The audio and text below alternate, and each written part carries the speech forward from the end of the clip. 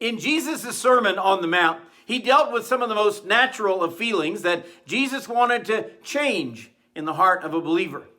Good morning. I'm Pastor Ernie Lewis of the Blue Point Church in Sisney, Illinois, with your thoughts for Tuesday. We've been discussing the times, the occasions, whenever Jesus would say, well, you have heard it said in old times. And he would counter by saying, but I say unto you. And these were revolutionary teachings that probably these people had never considered in their own lives and their own hearts. He speaks to the crowd in Matthew 5:43 about the idea of friends and so-called enemies. When he says, you have heard that it was said, you shall love your neighbor and hate your enemy.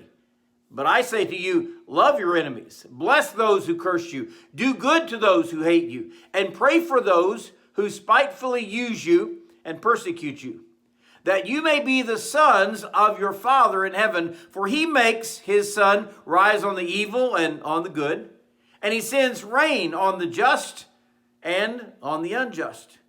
Now, when Jesus says here, you have heard it said, love your neighbors and hate your enemies, he was probably not really quoting a saying. He was rather referring to a general feeling among people who had inadvertently divided the sheep and the goats in their own mind.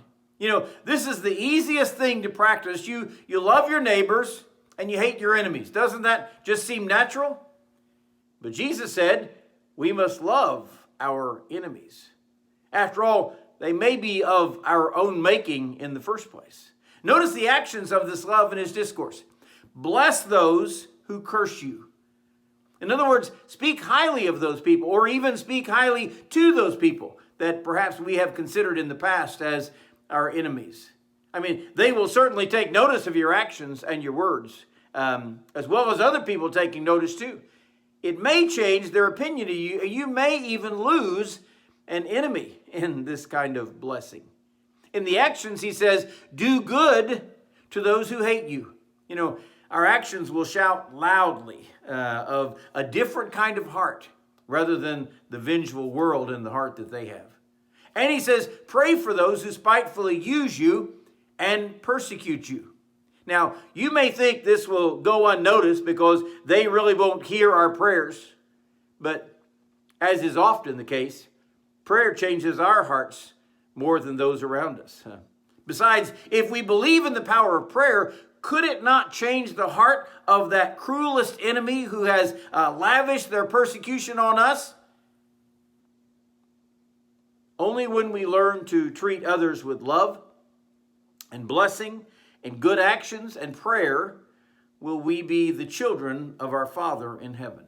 You know, the world may notice that resemblance that we have of our Heavenly Father if we act in this way. After all, Jesus says, he sends the sun and the rain on the just as well as the unjust. Our actions and our attitudes need to be the same toward others, whether we would consider them as enemies or as friends. We really need to show the love that they would see in Jesus Christ and hope that they see that in us.